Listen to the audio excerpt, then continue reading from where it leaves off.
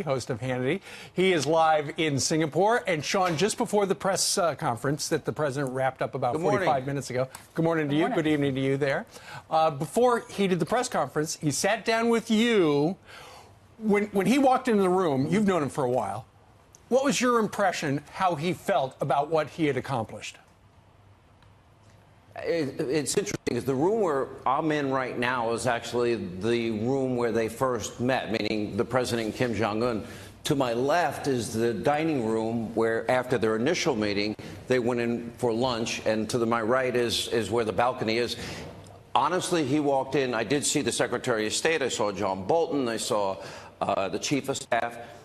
All of them, it was obvious this had exceeded all of their expectations. And if you remember, before the president left for the G7, he was saying, okay, we're not signing anything, very unlikely. Yep. This is a get-to-know-you session, and in all likelihood, there's going to be 2, 3, 4, 5 meetings, and we'll go at his speed. He wants to go fast, great. He wants to go slow, great. But it was very obvious that everybody felt really good about it, and especially the president mentioned at his press conference, he mentioned in the interview with me that the one thing that he threw in at the end that he was really happy about, and he went into more detail in our interview, was that there are still the remains of Americans, and their families desperately want those remains repatriated back to the United States. So he was very happy with that. I think if the biggest takeaway in all of this is that in the lead up to all of this, there were certain conditions, and the president went through this. If Kim Jong Un didn't stop firing missiles over Japan, if he didn't cross the DMZ, if he wasn't willing to talk about denuclearization, if he didn't break down that missile site that he broke down, none of this would have happened. And you know, it's interesting, you watch some of the other media, they're saying, well, the president gave up a lot, and the president gave up nothing. There wasn't a penny paid like Bill Clinton when he made a deal with Kim Jong Un's father. There wasn't cargo planes of cash, $150 billion in cash and other currencies like in the Iranian deal that Obama made. It was clear that there was hope, cautious optimism. I mean, look, this cautious. Trust but verify. Everything that led up to this, and I think everything that they have going forward, as Mike Pompeo said, the hard work is now beginning. Yeah, you're right. Even if they hadn't had the meeting yesterday, if it had been canceled, this country still would have gained from it, Sean. He got those 3 American hostages to come home safely, which was wonderful. I know you talked to him about the denuclearization process. Let's listen to a little bit of that interview, and then we'll get your reaction on the back end. I just think that we are now going to start the process of denuclearization of North Korea. And I believe that he's going back and will start it virtually immediately. And he's already indicated that. And you look at what he's done. So we got our hostages back, but they've blown up one of their sites, one of their testing sites, their primary testing site. In fact, some people say their only testing site. They're getting rid of a missile, which isn't in the document that was done afterwards. They're getting rid of a missile testing site. They're doing so much now. So it's a process, and it's really moving rapidly. Sean, that's great. Do you trust him, Kim Jong Un, that he's going to allow our inspectors to go in and international inspectors to go in and make sure he's actually doing this? It's a great question because in many ways I see a lot of parallels between President Trump and Ronald Reagan. President Reagan talked about the evil empire. The world was shocked. The world was talking about and predicting that Ronald Reagan would start World War III or some type of nuclear holocaust. The president, even against his own advisors. Then Reagan said, Mr. Gorbachev, tear down this wall. He walked away from Reykjavik. And then you look at where all of this started, Little Rocket Man, Fire and Fury, and all our button's bigger than yours and ours works better. And when you think of the process and all of the hoops that Kim Jong Un jumped through, and America gave nothing except we got the hostages, as you mentioned. Yep. We got Kim Jong Un crossing the DMZ. Missiles haven't been fired since December. These are all significant things that nobody would have predicted 6 or 7 months ago. And I think it really comes down to a philosophical difference that exists between the left and right, and that is, do you believe in peace through strength, trust but verify, or do you believe that somehow the best way to somehow make a deal with a dictator is to bribe them, like Bill Clinton tried to bribe Kim Jong Un's father, or what we know happened in the case of Barack Obama. And we talked about the worst deal probably in the history of mankind, and that's given up $150 billion. There's hope, but there should be caution. There should be caution on the side of everybody. We know that a lot of these regimes lie, but Kim Jong-il, the average monthly salary for a family in North Korea, these families are starving. His regime is at risk because the people have nothing. They are isolated and they're cut off. The pressure from China because of the president's good relationship with the Chinese president, the pressure from Japan, the pressure from the United States, even the world community, it seems to all be coalescing at a good time. Right. And the president, to his credit, saw an opportunity and was willing to take a chance. And moving at the speed of Trump, things are very hopeful, I think, a lot more hopeful than they were 48 hours ago. So, Sean, I noticed the president will not go over the line and talk about maximum pressure. He got a question of what would happen if they back out of this. He goes, I'm not going to get into that. But he was not restrained when he first got the job because President Obama briefed him on how bad the situation was after a certain detonation in 2016. And here's the president telling you about his tough rhetoric and how it led to this moment. Listen. A lot of people, critics, quickly saying, when you said Little Rocket Man or Fire and Fury, or, when he said, oh, I've got a red button on my desk, you said, well, mine's bigger and it works better than yours. How did it evolve from that to this? Because he did say at the very beginning, we're going to basically start over, but that has been building behind the scenes. Well, I think without the rhetoric, we wouldn't have been here. I really believe that. We did sanctions and all of the things that you would do, but I think without the rhetoric, other administrations, I don't want to get specific on that, but they had a policy of silence. If they said something very bad and very threatening and horrible, just don't answer. That's not the answer. That's not what you have to do. So I think the rhetoric, I hated to do it. Sometimes I felt foolish doing it, but we had no choice. So Little Rocket Man got him to the table, Sean. You know what's really amazing about that is, and I had a follow-up question with him on that, and I said, so this was strategic. He said, I even felt a little embarrassed about having to go out there so aggressively. And clearly the president, and I would assume this is part of what the president did in his business life, is that he went right at him. Mm-hmm. And he went at him hard, and he didn't back down.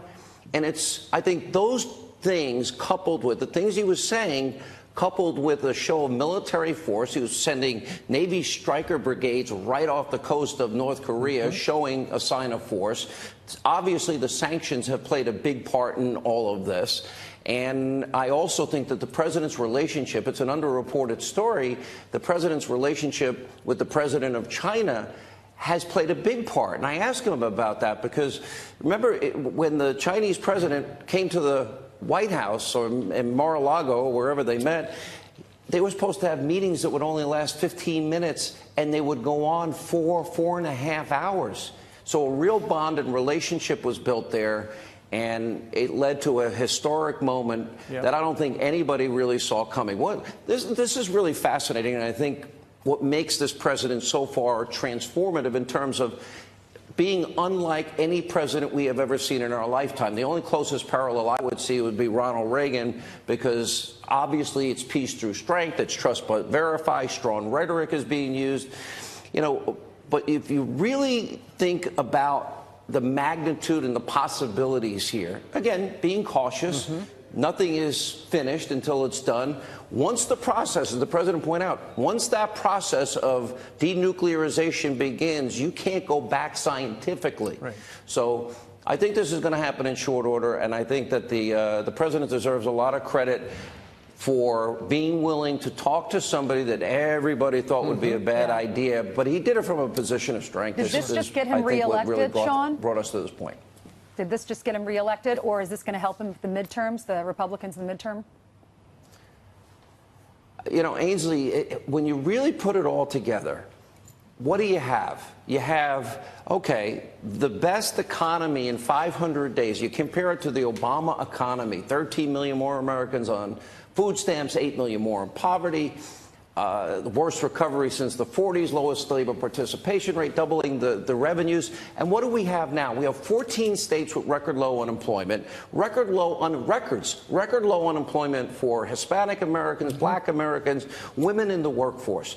You know, today in America, we have more jobs available than we have people on unemployment. Consumer confidence at a high. So do I think success for this president economically and what's happening here? Do I think that's going to have a big impact on this all-important midterm? Because we know what the Democrats' agenda is absolutely yes. And then I think once the campaign gets started, probably after Labor Day in earnest, you know, the Democrats, what? They want to impeach him. They want to say Russia, Russia, Russia. They have said they want to take back the tax cuts, what Nancy Pelosi called crumbs, which is $2,000 a family. They want open borders, and they want to keep Obamacare. I think that's a pretty strong comparing and contrasting election that I got to believe that probably the Republicans would win. The blue wave seems to be turning into a trickle, if you will. Well, of course, the president went there for one thing, and that was for them to get North Korea to pull the plug on their nuke program, and he got that assurance. They signed that. They're in that suite of rooms you're in right now in Singapore. You're live at the hotel. Okay, so you were describing the location, but what was it like with Trump and Kim Jong Un? You asked the president, and this is what he said. In the room alone, and then the subsequent talks with your team and their team. How honest? How brutal? What was said? Try and bring people into the room. So we got along very well. We got along from the beginning. We started off, he and myself and two interpreters, and from the beginning we got along. You know, I've made the statement, and I've said it before. I've said it about a lot of different kinds of relationships. You can almost tell right at the beginning. Did you tell at the beginning? What was that first minute? No, I felt very good at the beginning, and I talked about we have to de-nuke. This country has to be de-nuked, and he understood that. He fully understood it. He didn't fight it. So the president sizes somebody up in 1 minute, and in that first minute, he liked him. It is, look, I think we all, in a way, have certain gifts in life. And the president, all the years that he's been negotiating deals, he's sizing people up very quickly. And I think right away, and it probably surprises the president a little bit, although there's been a lot of preparation, obviously, leading up to this. The Secretary of State did a phenomenal job. He deserves a lot of credit, as did John Bolton and everybody else. But it really, I think, came down to how well would these two men get along. I mean, there was communication. There was a pullout at one point. Clearly, North Korea, I think, needs this deal a lot more than the United States does. But the world needs it more than he does. Because if you really care, and this is why I think everybody should really be cheering and pulling for the president to be successful here, because if you care about your kids and you care about your grandkids, and you've got a possibility at denuclearization of the entire Korean peninsula, and you're going to stop missiles flying over Japan and the threatening of Guam and even the continental United States. They have nuclear weapons. They get intercontinental ballistic missiles. Then we're talking about reaching either the west coast of the United States, Boston, New York. Now we've got a much bigger problem. Right. And the idea that this could be a win-win, that they will have an opportunity to join the world community, an opportunity economically for their children and grandchildren, and a safer world, I just don't see how anybody can argue intelligently that everything we got leading up to this and all the possibilities surrounding this isn't good for everybody. Right. I think one of the questions was, hey, did he get what he wanted by sitting next to a president of the United States? And he said, well, I've just saved, if I could save 30 million lives, I'll go anywhere.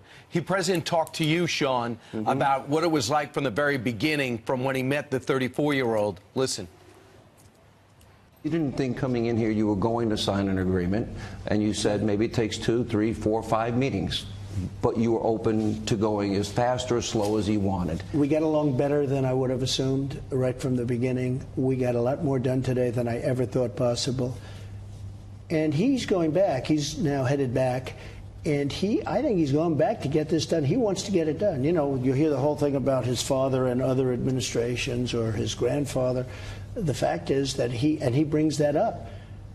But they weren't dealing with me. They were dealing with different people, and they never got very far. You know, nobody's ever come close to this. Did he talk about the difference between past administrations and yours? Yes, but I can't say that because I don't want to be the one saying it. At some point, I'm sure he'll say it. Yeah. But they never got it done. And they were never this close either. I mean, it was never to a point where they were like we are. Times have changed. Yep. Sean, final thoughts? Yeah, you know, in many ways, if you really look at this could be a transformative moment for the entire presidency. And what I mean by that is America consciously did not elect an establishment figure, either a Republican or a Democrat. America elected an iconoclastic disruptor and a guy that works at the speed of normal business people and that wants to get things done.